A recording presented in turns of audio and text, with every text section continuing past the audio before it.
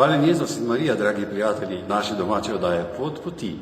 Danes smo v Šmartnem na Koroškem in želim vsem gledalkam in gledalcem en lep pozdrav, predvsem dober sprejem in spoznali bomo to lepoto Koroške in tudi z nami bo tudi nadžupnik Franc.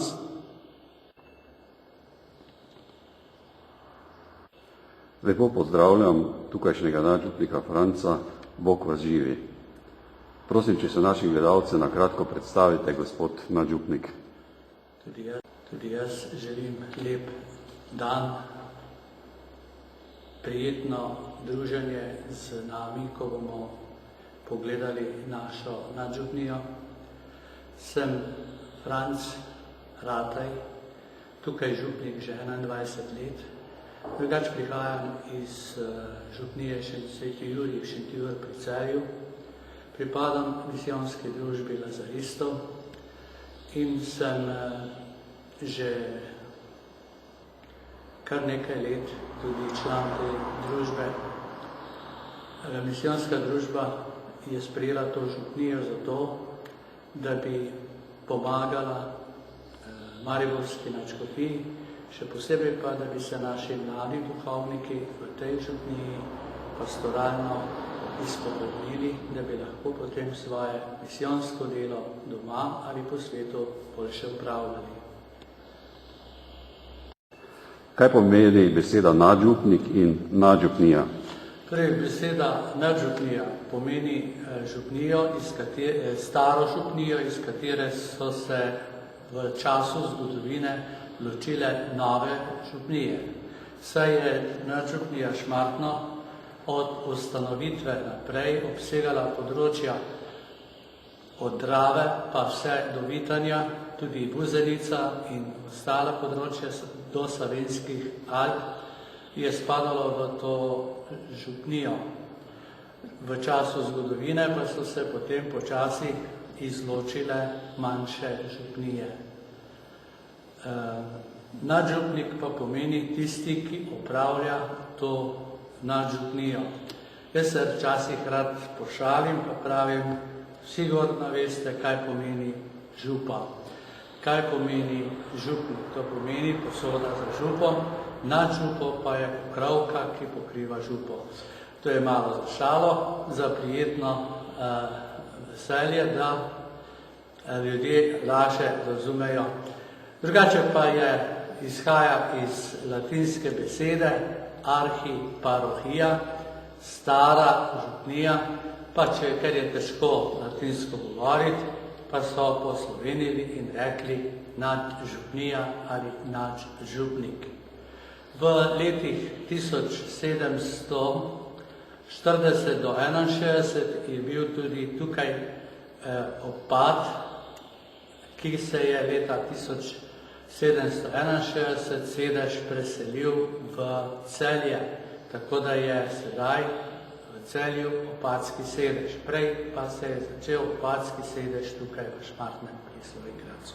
Morda bi za naše gledalce oddaje Pot poti povedali, kateri red je tole red lazaristov in kje v Sloveniji jih morda najdemo. Torej, red lazaristov je ustanovil sveti Vincenci Pavelski v Parizu leta 1625 in se počasi razširjal po vsem svetu. Leta 1852 je misijonsko družbo, kakor jo imenujemo po slovensko, tudi k nam v takratno Avstro-Ogrsko povabil blaženi Anton Martin Slomšek in podaril za upravo in bivanje cerkev svetega Jožefa na Celju. Potem se je ustanovila avstrijska provinca, leta 1919 pa je postala jugoslovanska viceprovinca, 9 let kasneje pa je postala jugoslovanska provinca. V času osvoboditve pa Slovenije pa je postala slovenska provinca, ki ima svoj sedež v Ljubljani, vodi jo vizitator, ki premešča in sprejema nove člane. Potem so še na Mirnskem gradu, Sveti Jakob ob Savi, seveda Celje, pri Svetem Jožefu nad Celjem, ker je sedaj velik dom za duhovne vaje in dom za starejše. Potem pa tudi naša župnija Šmartno, ker mi dva z gospodom kaplanom Amadejem Jazbecem spadamo pod celjsko skupnost. V tem momentu sem tudi jaz voditelj te celjske skupnosti in me imenujejo Soperija. Član misijonske družbe ali lazaristov je tudi gospod kardinal Franc Rode, ki ima tudi v naši cerkvi svojo svečo, pa novi mariborski nadškof ali celjski koadjutor gospod Anton Stres. Družba se prizadeva, da bi s svojim delom pomagala vsem ljudem, ki so v stiski, da bi ljudje spoznali Kristusa. Saj to je poslanstvo misijonske družbe, ima naslov misijonska družba. In naši sobrati delujejo v Kanadi, v Argentini, so na Madagaskarju, so v Ukrajini in v Rusiji in tudi pred kratkim je sobrat, ki je bil v Boliviji, tam umrl, star komaj 41 let. Tako da se družba posveča vsem dejavnostim, tudi skrbimo in se posvečamo vzgoji duhovnikov, saj je kar nekaj profesorjev na ljubljanski teološki fakulteti. Hvala lepa. Kakšen pa je utrip nadžupnije Šmartno pri Slovenj Gradcu? Utrip nadžupnije Šmartno pri Slovenj Gradcu je običajen, tako kot v vsaki župniji v Sloveniji. Ljudje potrebujejo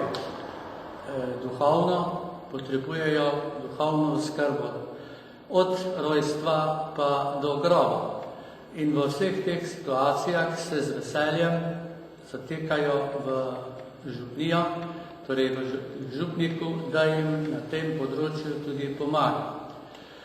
Ob nedeljah se zbiramo pri 2 svetih mašah in ljudje radi sodelujejo z mnogimi akcijami, ki jih kot župnija tudi pripravljamo.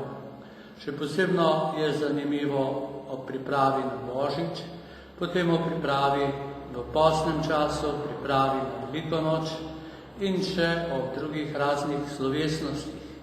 Slovesnosti, ki so se dogajale in se bodo še dogajale, so vedno lepo obiskane in seveda tudi zelo dobro pripravljene. Morda bi na kratko nekaj dejala tudi o pastoralnem delu, oziroma kdo vam od lajekov pomaga pri vodenju župnije, oziroma nadžupnije, kjer kar precej velika.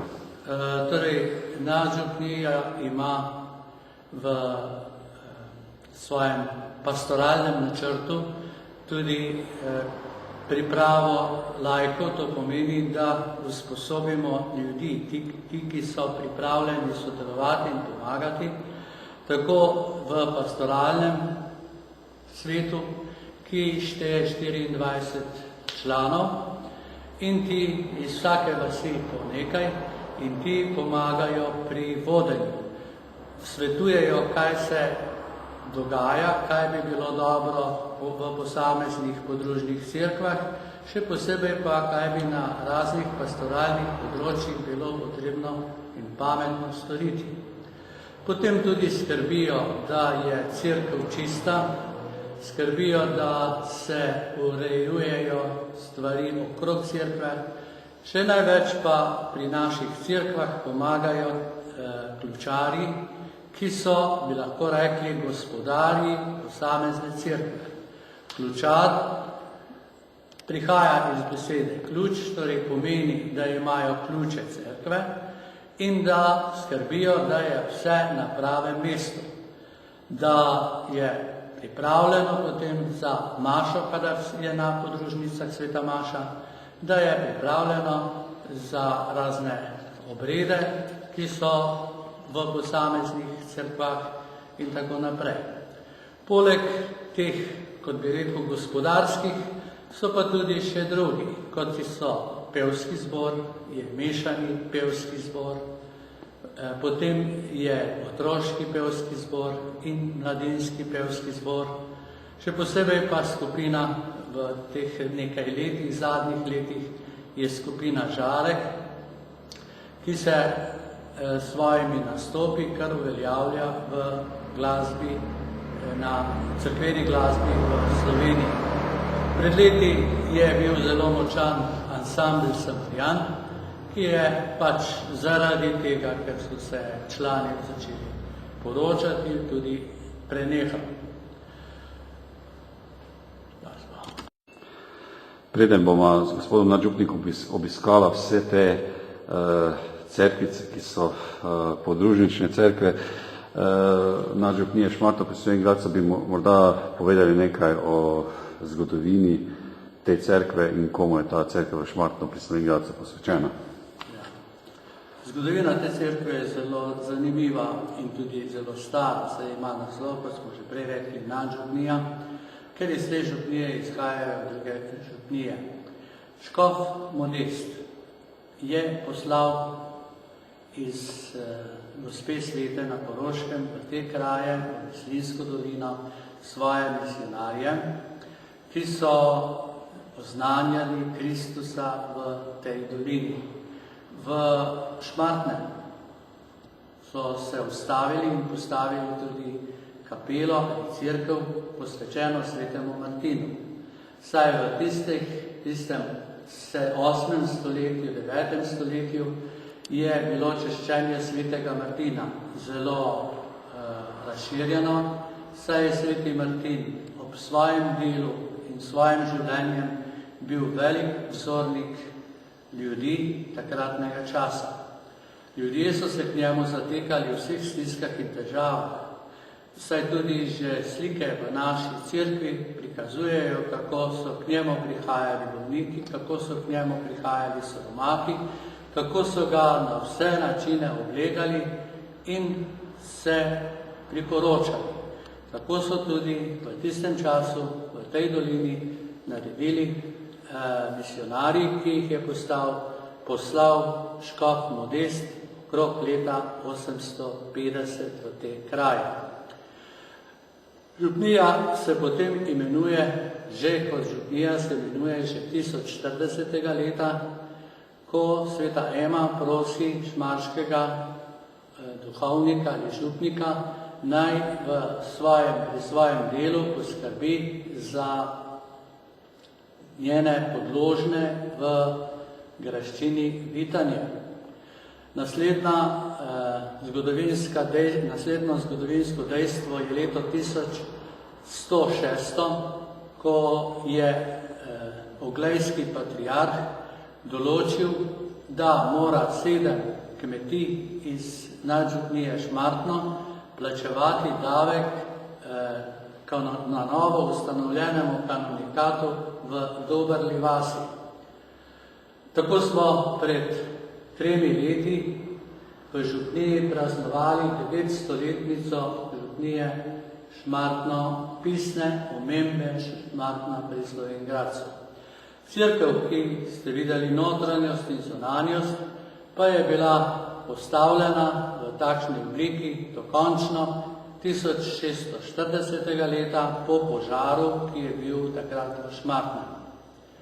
Zanimivost naše cerkve je oltar svetega Martina, ki so ga naredili v delavnici v Slovenj Gradcu, Mersijeva delavnica, in pa slika svetega Martina, ki je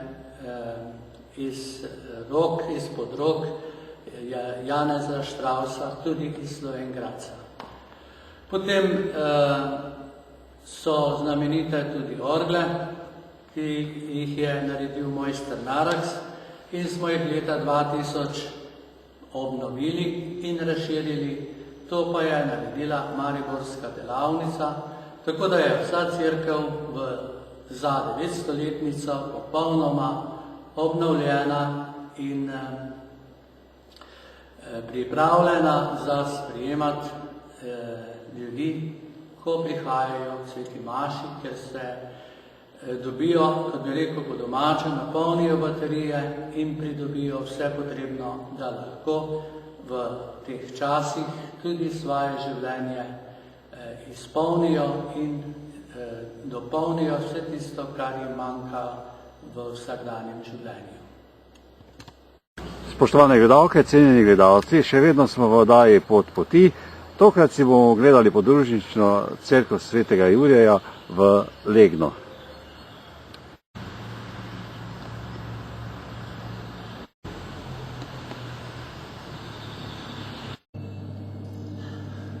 Nahajamo se v cerkvi svetega Jurija na Legnu, ki je do leta 1993 veljala za podružnico cerkve svetega Martina in je naj bi bila takrat zgrajena, tako so govorili, okrog leta 1500. Ko smo pa želeli v tistih letih obnoviti notranje cerkve, smo ob tem odkrili zid iz 12. stoletja, ki je nekako povedal, da ni cerkev bila zgrajena okrog 1500, ampak že v 12. stoletju. Ob obnovi tlaka in druge zgodovinske danosti. Najprej bi pa rad predstavil cerkev svetega Jurija ravno znamenitim oltarjem svetega Jurija, ki je zopet delo slovenjgraške delavnice Merci in pa slika Štrausa iz Slovenjgradca. Jurij uničuje zmaja. Zmaj, ki je greh ali slaba nagnjenja v našem življenju, je, bi lahko rekli, zgled in spodbuda nam vsem, da bi tako kot Jurij tudi mi uničili vse tisto, kar nas razdvaja in ločuje od drugega in ločuje od Božje ljubezni. Stojim torej na temelju prve cerkve, ki je iz 9. stoletja v oglejskem stilu zgrajena. To pomeni, da je kvadratna zunaj, polkrožna znotraj. Okrog te cerkve so stari slovenski grobovi, ki jih je 26 do sedaj odkritih. Potem se kasneje, ta cerkev je bila kasneje tudi porušena in so jo povečali in torej, to je bila druga cerkev, ki je povečana polkrožni prezbiteri in tretja cerkev, o kateri smo že prej govorili, zid, in pa seveda sedanja cerkev, ki je iz 16. stoletja. Ko smo odkrili vse to, se je začelo razmišljati, kako bi to predstavili. Takrat smo odkrili Milana Kovača, domačina po rodu iz teh krajev, drugače živečega na Švedskem, in je predlagal to predstavitev in prezentacijo vseh teh arheoloških najdb. Je zanimivo in prijetno videti, kako so ljudje živeli pred tolikimi stoletji. Lahko bi rekli 1200 leti se že na teh krajih in na tem področju slavi Boga in časti Jezusa Kristusa v vseh teh oblikah, kot jih vidimo danes. Torej, prezentiral je tla, tako da se vidijo temelji vseh treh cerkva in pa tudi oltar, daritveni oltar, ki je danes v steklu, ki ga lahko tudi vidite. Kaj več o tem vam ne bi govoril, ker bi vas rad povabil, da se o priliki oglasite v Šmartnem, pogledate župnijsko cerkev in potem se popeljete na Legensko planoto kjer boste videli prijetno in lepo cerkev svetega Jurija s prijetno prezentacijo. Redno je cerkev odprta od petkih popoldne, soboto dopoldne in popoldne in nedeljo popoldne. Drugače za izredne večje skupine pa je prav, da se oglasite v muzeju Slovenj Gradec, ker vam bojo z veseljem odprli. Če pa ste romarji, pa želite imeti mašo tukaj ali v kateri drugi naših cerkvah, pa vas bom z veseljem popeljal tukaj in razložil in pokazal vse podrobnosti te cerkve. Spoštovane gledalke, spoštovani gledalci, torej povabilo velja.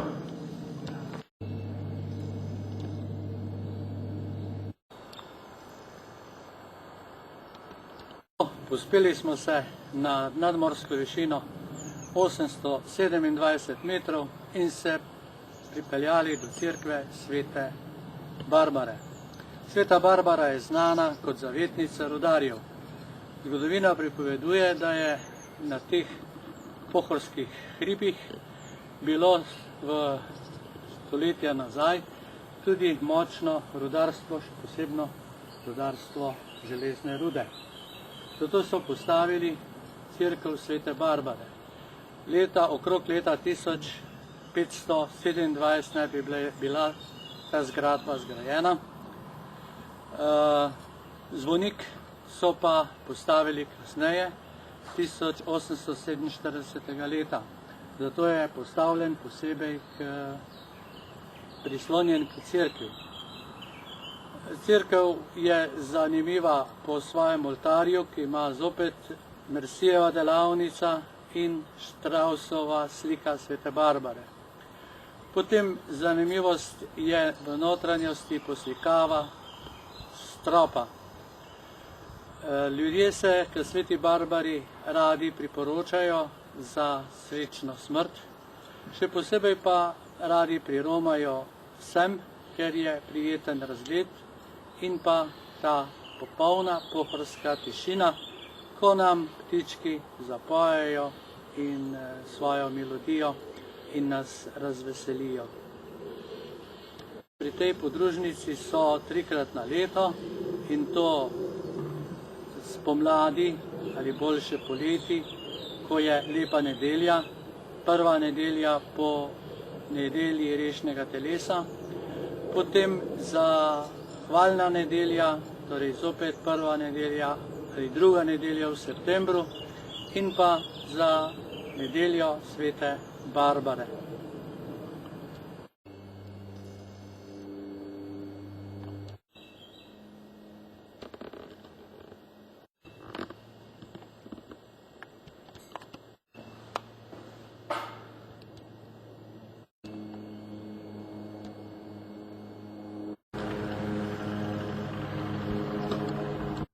Spoštovane gledalke, cenjeni gledalci, še vedno ste v naši domači oddaji Poti.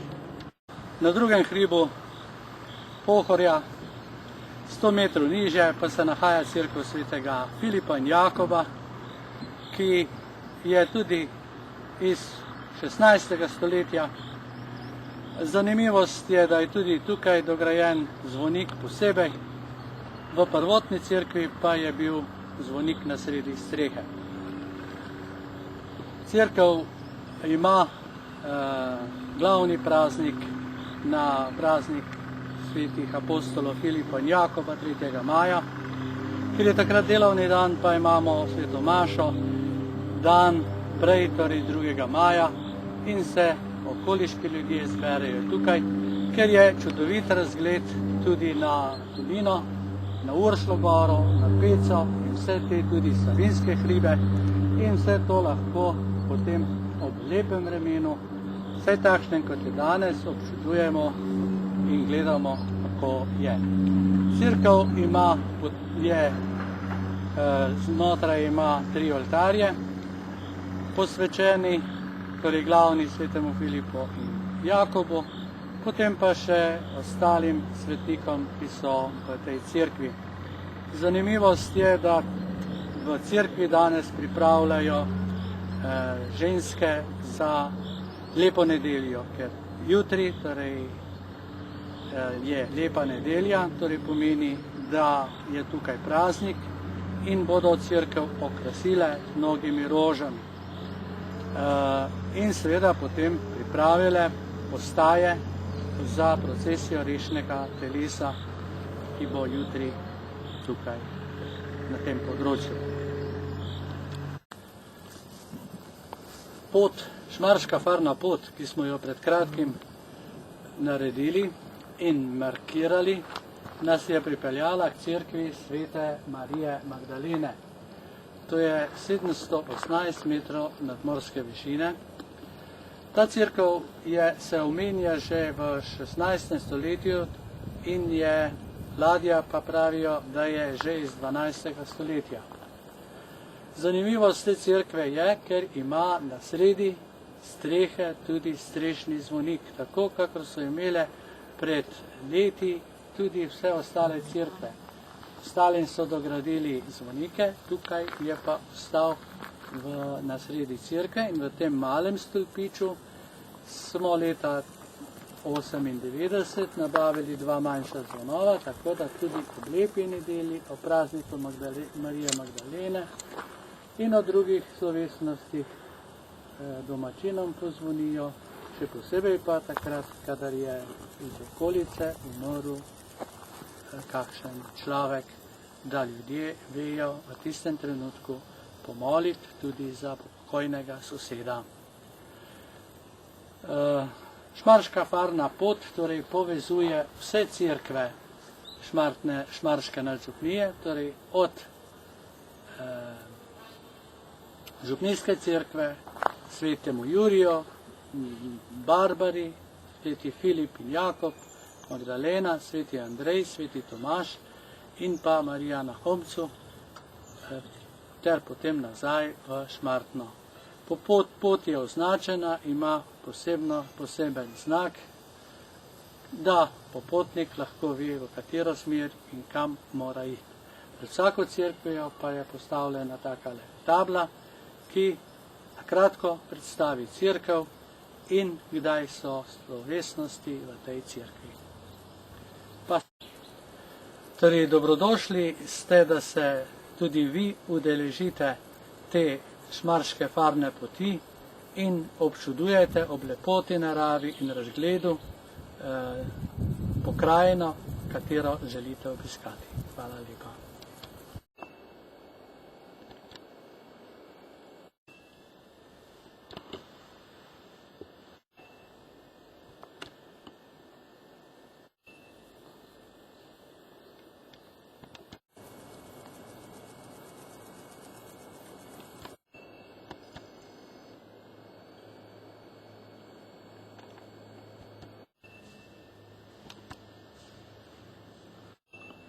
Smo v cerkvi Svetega Andreja na Brdah, to je druga cerkev na Brdah.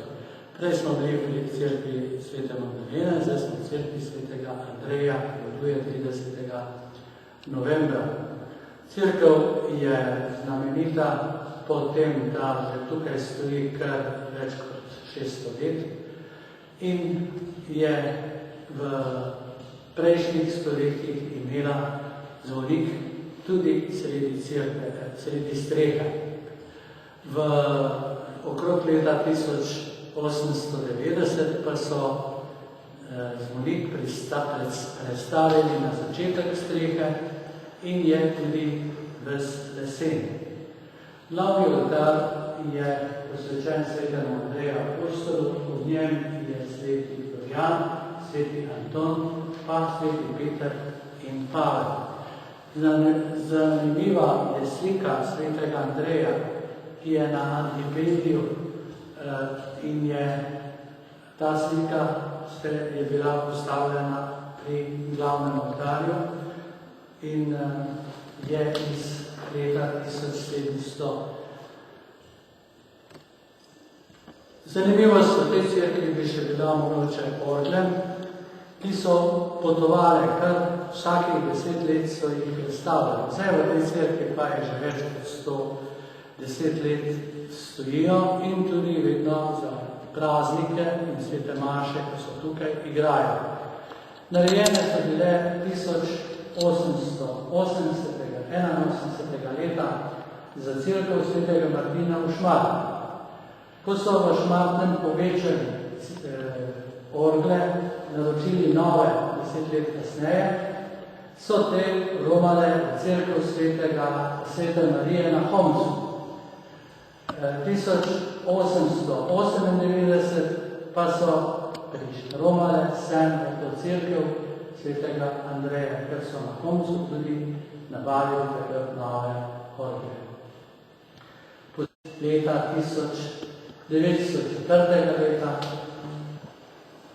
za kar so poskrbeli tudi domačini, tudi nove so naročili, tako da ima cerkev 3 slonove, ki je veselje krajanov, vsaj bije ura in zvoni na elektriko, je vse elektrificirano. Lepa nedelja je na Lovrenčevo nedeljo, ker je tudi oltar svetega Lovrenca tukaj. Potem je zahvalna nedelja, pa nedelja svetega Andreja.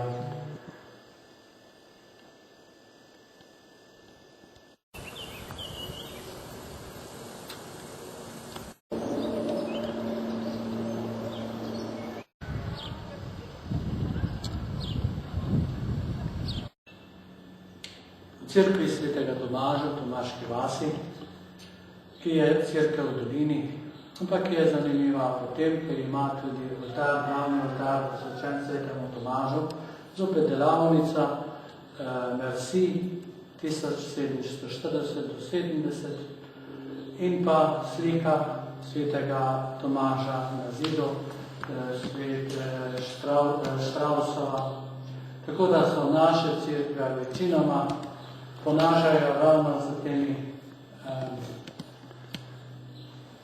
zaigraškimi umetniki. Cerkev je tudi na novo bila poslikana. Še posebej je zanimivo s križevega pota in rožnega venca. To je naredila domačinka, sestra, ki je bila zaradi komunizma pregnana in je živela doma in tu skrbela tudi za to cerkev, jo preslikala, poslikala, koliko se je pač znala in zmogla. Zanimivost je tudi oltar svetega Štefana. Na tem oltarju, nad oltarjem pa je znana statua svete Barbare, ki je datirajo v 12. stoletje in jo zelo radi prosijo za razne razstave o tem času. Obnovljena je bila v zadnjem času, popolnoma tlak, nazadnje tudi kor in orgle, ki so ene najstarejših v naši župniji. Orgle so iz leta 1727, tako smo zdaj, ko smo jih obnavljali, odkrili tudi to letnico. Tukaj je sveta maša vsak četrtek, od bele nedelje pa do Kristusa, kralja vesoljstva. V zimskem času pa ni tu svete maše.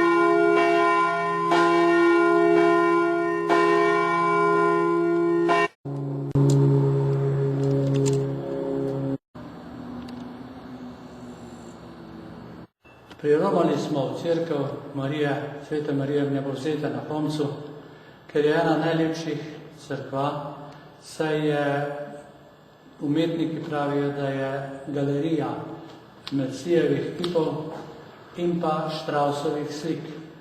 V vsakem oltarju so Štrausove slike in pa seveda najbolj pomembna pa je slika v glavnem oltarju, ki sedaj visi v zakristiji in jo imenujejo tudi milostna podoba Homške Marije.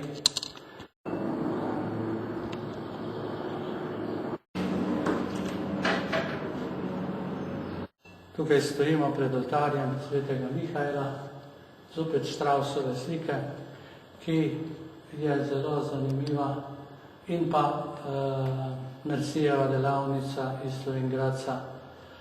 Zanimivi so tudi, lahko bi pogledali tele naše barvna okna, ki so v spomin na rešitev vojakov iz Prve svetovne vojne. Sedaj so obnovljena, na novo postavljena, stekla, ki so bila razbita, so zamenjana in prav lepo izgledajo. Slika Rožnovenske Matere Božje. 1543. leta so že tu ustanovili društvo ali skupino molilcev Rožnega venca in vemo, da je v tistih letih bila velika nevarnost Turkov in Turki so bili premagani ravno po molitvi Rožnega venca. Zato se mi zdi tudi ta podoba Rožnovenske Marije zelo značilna in pomembna.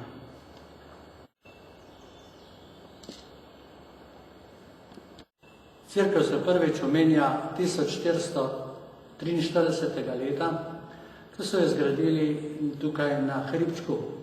Hribček je dejansko neviden, saj sedaj neviden iz doline, ker jo obdajajo smreke in tako je tukaj posebni mir.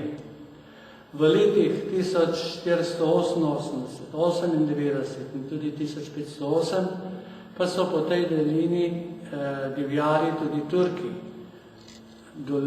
Dolina je bila rešena na priprošnjo Homške Marije, zato so tudi okrog cerkve zgradili obrambni zid in pa manjše poslopje, v katerem so shranili pridelke, tako da so jih ohranili pred nevarnostjo Turkov. Sedanja cerkev pa je iz leta 1759 po velikosti, leta 1901 so pa jo poslikali, nove slike, ki jih je naredil mojster iz Italije, delo in nove orgle pa je plačal s svojimi prihranki hlapec Gregor Popijal, ki ima tudi svojo ploščo v cerkvi v spomin na njegovo dobroto.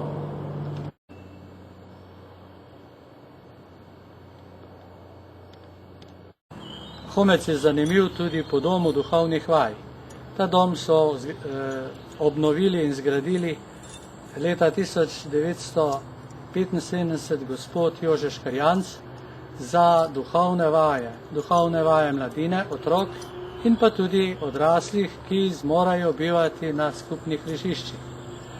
Tu se zbere tudi do 50 ljudi lahko, ali več, včasih jih je bilo tudi 75. Zbirajo se v vseh letnih časih, kjer je nekako taka duhovna oaza miru, saj je obdano z smrekovim gozdičkom. Prvež se mogoče malo sliši, vse ostalo pa je kakor na sredi gozda.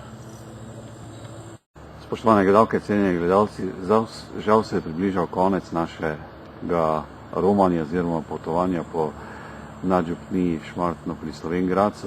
Spoznali smo kar veliko podružnih cerkva. V svojem imenu, v imenu naše televizije in v imenu vseh naših gledalcev se gospodu nadžupniku zahvaljujem in mu želim v življenju obilo Božjega blagoslova in naj ostane še vedno tisti ta pravi Jezusov duhovnik in hvala za sprejem in gostoljubnost.